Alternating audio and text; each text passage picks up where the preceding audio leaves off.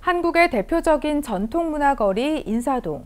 하지만 10여 년 전부터 각종 프랜차이즈 매장들과 값싼 중국산 기념품들이 들어오면서 인사 전통문화거리가 사라져가고 있는데요. 오늘은 인사동을 살리기 위해 앞장서고 있는 인사 전통문화 보존의 정용호 회장을 만나봅니다.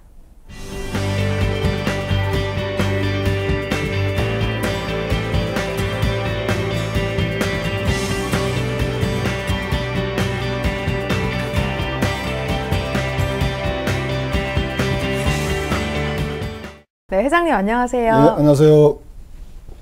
네, 지난번 취재 때 만나 뵙고 두 번째 뵙습니다. 네. 그동안 잘 지내셨는지요? 네, 잘 지냈습니다. 일단 시청자분들께 소개부터 부탁드릴게요. 네, 저는 인사전통문화보존회 회장 정용호라고 합니다. 반갑습니다. 네.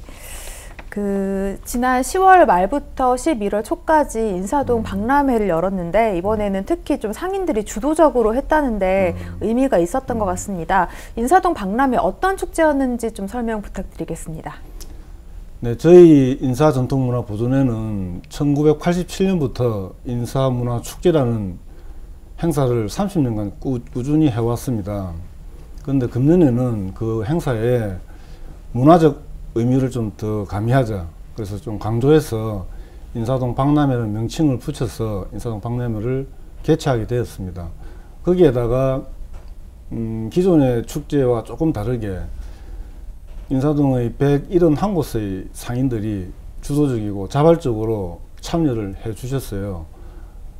90여 곳의 화랑과 고미술 그리고 81곳의 타업종들이 참여를 해서 서로 머리를 맞대고 이 인사동의 어려운 현실을 같이 개척해 나가자 해가지고 단결하고 그리고 뭉쳤다는 점, 그런 점이 의미를 둘 수 있겠습니다. 네. 제가 취재 왔을 때 도슨트 투어를 직접 봤었는데 같이 오셨던 분들, 그러니까 도슨트를 체험하셨던 분들한테 어떠셨냐고 여쭤봤더니 좋다는 반응이 많았습니다. 네. 앞으로도 좀 계속 이런 행사들을 좀 열 계획이신가요? 그렇습니다. 금년은 1회 차고 7개월이란 짧은 시간에 이 행사를 준비했기 때문에, 그리고 또 예산이 부족했습니다. 그래서 조금 부족했던 점이 많은데 내년에 더욱더 보강을 해서 더 훌륭하게 할 생각입니다. 또 도슨트 같은 경우는 조금 더 체계적으로 이렇게 하면은 굉장히 훌륭한 프로그램이 될 수 있을 것 같습니다. 네. 그 도슨트 아이디어는 어떻게 되신 거예요? 우리 직원들끼리 이렇게 회의를 하다가, 그런데 처음에는 사실은 시에서 나오는 문화해설사 도슨트 투어가 있습니다. 근데 그 투어를 본을 따서 그러면 그 유적지 투어 말고 우리 갤러리와 고미술의 상점들 가게들을 투어를 한번 해보자, 그렇게 해서 시작이 된 겁니다. 네. 되게 굉장히 인상이 깊었던 점이 이 도슨트 분들이 전문 도슨트가 아니고 또 자원봉사자들로 구성이 돼 있어서 의미가 굉장히 컸던 것 같은데, 일단 부족한 예산 관계로 이렇게 전문적인 이렇게 그런 분들을 모시기는 조금 그랬고, 그래서 자원봉사자를 이렇게 우리가 공고를 했죠. 많은 분들께서 참여를 해주셨습니다. 감사드리죠. 네.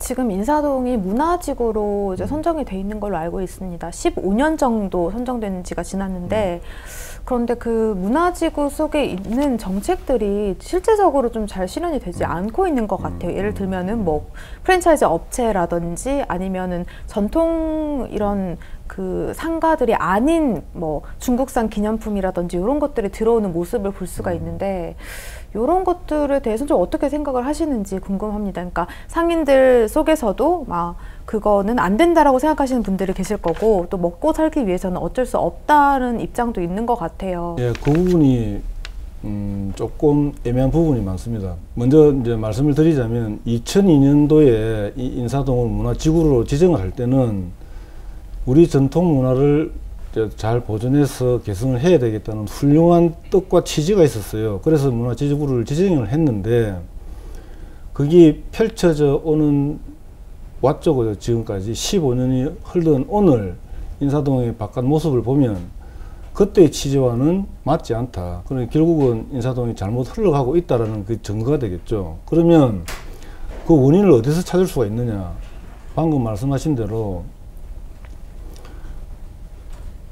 취지는 좋았는데 그 취지를 잘 뒷받침해서 꾸준히 정책들이 후속 대책이 꾸준히 나왔어야 되는데 그렇지를 못했다는 점이 원인이 있는 것 같습니다. 좀 방치가 됐다는 그런 말씀이신가요? 조금 그런 감도 조금 있고요. 그럼 예를 들면 2015년도에 시에서 시 조례를 만들었습니다. 인사동 본 메인길에는 5대 전통업종 외에는 들어가면 안 된다. 들어가게 되면 과태료를 물린다. 라는 조례가 만들어졌음에도 불구하고 지금 현재의 모습을 보면 그렇지 않습니까? 그 이유는 그 조례가 만들어졌지만 강제성이었고 아직까지 실천 단계가 아닌 것 같다는 그런 생각이 듭니다. 네. 제가 알기로도 종로구청에서도 과태료를 물려야 하는데 지금까지 한 번도 과태료를 부과한 적이 없다고 알고 있습니다. 그런 점에서 진짜 개선이 필요한 것 같아요. 마지막으로 인사동 박람회 앞으로 또 어떻게 계속 꾸며가실 예정인지 말씀 부탁드립니다. 네, 단기적 목표로는 2년 뒤 2019년도로 목표로 하고 있습니다만 국제 엑스포를 개최하는 것이고요. 그리고 장기적으로 10년 뒤를 바라보면 10년 뒤에는 전 세계가 우리 대한민국 인사동 박람회를 집중하고 관심을 갖는 그런 세계적 국제 엑스포로 키워나가는 게 궁극적인 목표입니다. 네. 하나 더 여쭤볼게요. 네. 인사동 박람회도 박람회지만 또 인사동에 대한 발전도 신경을 쓰고 계실 거잖아요. 네. 그래서 인사동도 앞으로 또 어떻게 좀 꾸며나가실 예정이신가요? 남태주 시인의 풀꽃이라는 시가 생각이 납니다. 자세히 보아야 예쁘다. 오래 보아야 사랑스럽다.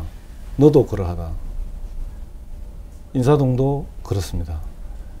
53,000평이 되는 이 넓은 공간을 구석구석 골목곳을 찾아보시면 훌륭한 고미술과 갤러리들이 꽉 차 있습니다. 그리고 숨은 장인들이 너무 많고 우리 전통 문화와 그리고 현대 예술 작품을 보고 감상하고 만지고 사고 팔 수 있는 곳이 바로 인사동이고 그것이 바로 인사동의 매력이라고 생각을 합니다. 선대들의 훌륭한 골동품과 시대를 앞서가는 그런 현대 작품들을 보고 감상하고 그리고 친구들이나 가족들끼리 찻집에서 차 한잔 할 수 있는 그런 힐링이 되는 곳, 그런 인사동이 매력이 아닌가 하는 생각이 듭니다. 네. 네, 그럼 회장님 앞으로도 좀 사랑스럽고 예쁜 인사동 계속 만들어 주시기 바랍니다. 오늘 말씀 감사드립니다. 네, 감사합니다.